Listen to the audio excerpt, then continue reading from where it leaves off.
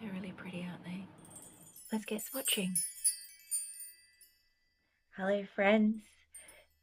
It's a very low energy kind of day in the studio today, and my bigger work is somewhat of a struggle.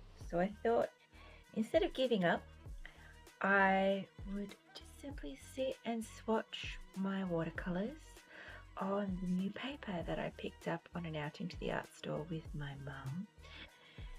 This one is a Canson mixed media paper.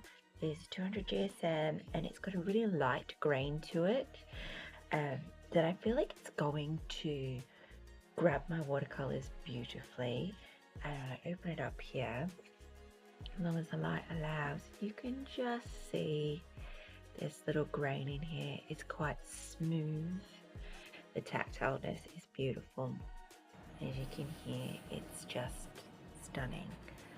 So grab your brushes or your cuppa if you would prefer to just simply sit back and watch, and let's get swatching. I actually have two sets of watercolors that I want to swatch today.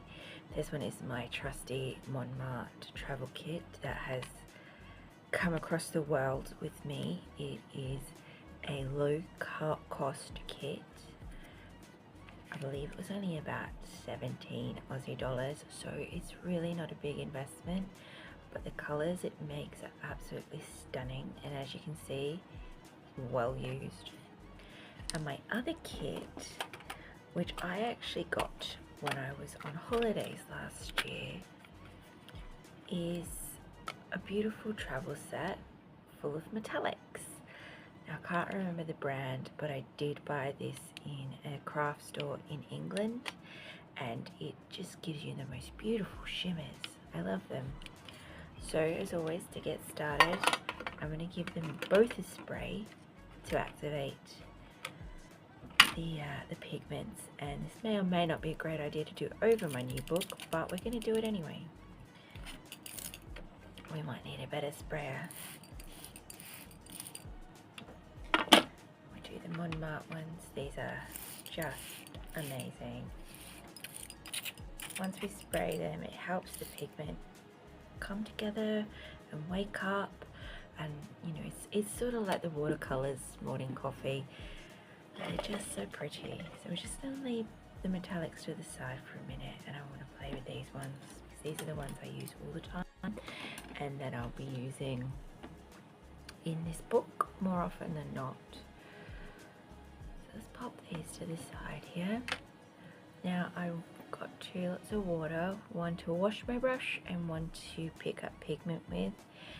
And I actually want to do these as wet on wet, because that's how I work, but I'm going to control the water today because we're swatching. I just think I'll be able to get a better gauge on the color. So we're just putting down the water, and then I'm going to go in and I'm actually going to start with the yellow, which has seen better days. So this is the lighter of the 2 yellows. I'm just going to fill it up. And what I'm going to do is I'm actually going to load that in here with lots of water.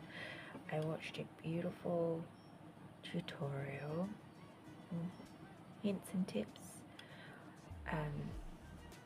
by one of my favorite artists, and I'll link her below. She mentioned that if you work from a light watercolor to a dark watercolor, you get, meaning more pigment rather than darkness, you get a lovely blend rather than the blooming, which is when the colors push each other away. And I don't want blooming on this particular one, simply because I want to see how the colors work. So we're going to start with a nice light section, and then we're going to just gradually add more pigment. Instead of, that's really pretty. I think I'm going to finish on this end with just pure pigment, and this should give me a really beautiful guide as colours are going to work together. I'm not sure if I've done that right, but I feel it feels good to me. So I'm going to wash this brush, and I think I'm just going to, on this end, stretch this out with a bit more water, just to see how pale we can get that one. And then again, with the next yellow, might actually make these lines a little bit smaller. Forgetting that this paper is a little bit on the small side because it's only an A5. This one is actually a cadmium yellow, this second yellow, and I love this for warming up my colours, warming up all my paints. Always put it on the cheeks of my girls and in the sun, dappled sun. Just add more and more. Done that as well as the first one, but that's okay because we're only swatching and there's no expectations today. I don't even know if I'll get through the whole palettes. I'll swap to an orange. I've already got water here, so let's swap out orange and we'll give that a nice little water bath over here. It's like a little springtime for the colours. Just start real pale. It's really pretty. And then slowly add more pigment to the mix. And it gets juicier and you can see that the colours are getting deeper. It's just really lovely. And then we can finish off with like the pure pigment here. Yes, you could start quite simply. We could start with pure pigment. So let's take this vermilion and load up our brush. And we start here, pure. And then let's see what happens when we add water and drag it out. Oh, that's pretty. We can just drag it out, add some more water in. See, it's resisting, so it's going, this one will probably bloom instead of drying smoothly, which is absolutely fine because this is my sketchbook and I can do what I want. Go to a deeper red now and we'll try that again. Oh, I think the page is actually dry here, so I'm just swapping hands here. I'm just going to drag this out so that the water comes in. Just gorgeous colours. We can even come back in. We really want to see how deep we can get these colours. Let's add some more pigment here. And if it blooms, like I said, it doesn't matter. It's allowed to bloom. We all bloom. It's part of life. It's how we grow. We're not put on the earth to be stagnant and still. So let's bloom. Okay. Oop, that one still had some tinge in it, but that's okay. This is one of my favourite colours actually. This beautiful magenta. We've used this one before when we did the dragonflies. This and this beautiful orange. It's such a peaceful process. And it's so beautiful to watch the colours. Oh, I just flick some into there. Just watching the colours come together. Let's just do a little bit on the dry to see what it looks like. So I'm going to continue this process all the way through all of these colours. I may need a second page just yet, we'll see. What we might do is swap brushes too, see how they play. And when I'm done, when these ones are dry, we'll swatch these in between, I think, just to see how they play with each other, you know. They're like children, they don't all play nicely together. And this purple is just a stunner, isn't she? And I've done it again where I've gone in full pigment. I just want to see how she plays, and as she gets lighter.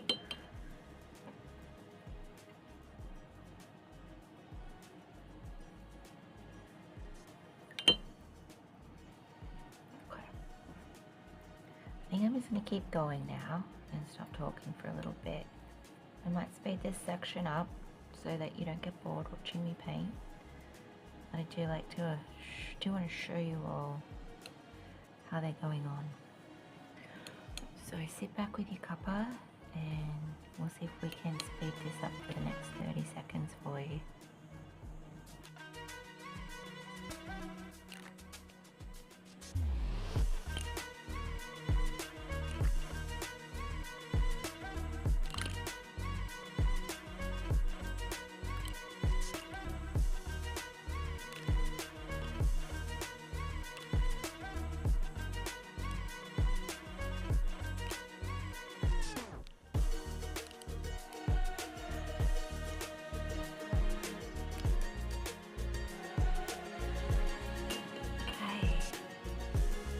I ran out of room at the end there, so I've just squished a little black in here, and it's really good to actually see the contrast of the colours working together. But as I can already see is that the pages are buckling a little bit with the water, which is not a problem. It just means when I use my watercolours, I need to be conscious of the fact that I'm going to either need to clip the edges down just a little bit, maybe add some tape so that it can stay flat while I'm working. Otherwise I'm going to get this beading off the edge, which does make really cool effects, but it's not always practical and it's not always what you want. And so now I'm going to respray this beautiful metallics that we've got going here, and I'm going to do this center, the colours in the center of it all. This is actually one of those really cute little travel brushes where you suck the water in and you use them. I haven't worked out how to use those yet, so if anyone's got tips on how to use these, that would be awesome to let me know down the bottom. Maybe you've got a video showing how to do it. Why not tag yourself below so that I can learn from you? That would be amazing. So we're going to start with the yellows again, just because I can. And I'm thinking that they're going to go in the middle, maybe? Oh, there might not be enough room for them.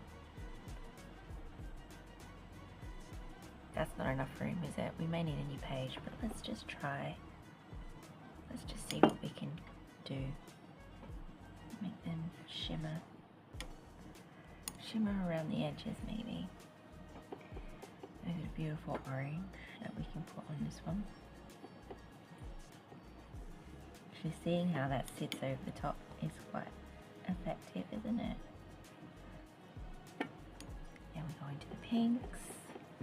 I'm hoping I've got these on screen for you.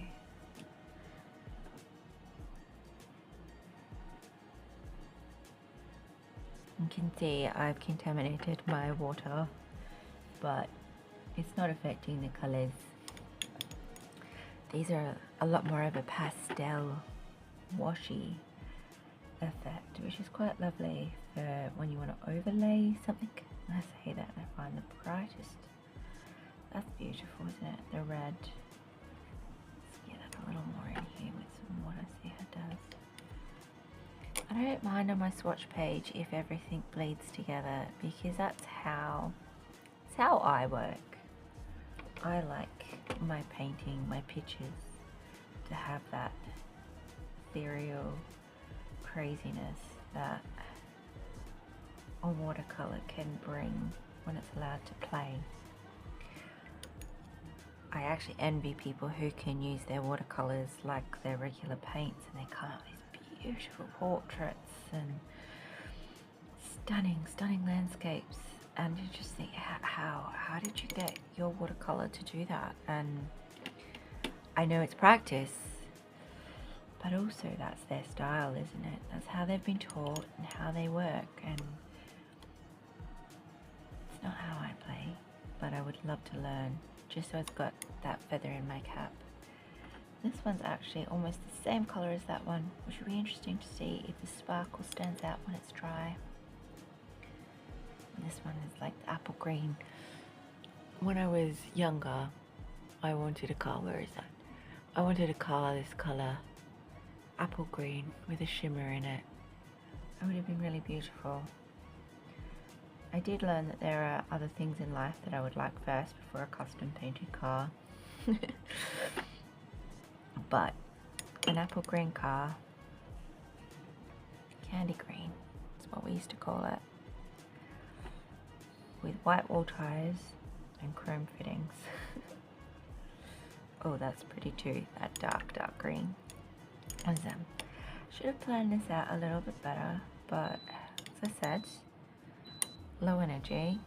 I don't know if you can hear that beep, but that is my dishwasher telling me it's finally finished. It's something I purchased to help me through a bad time. Sometimes I feel like I spend more time washing my dishwasher than I do washing dishes in it, but it does help. Gold is pretty. With this beautiful copper that I've not used before, I feel like it would just be so beautiful in a portrait, used as blush or a, yeah, look at that. Use it as a blush or a lip tint on one of my ladies. And then finally we've got the black, which only seems fitting that we run it alongside its little counterpart here, see what it does.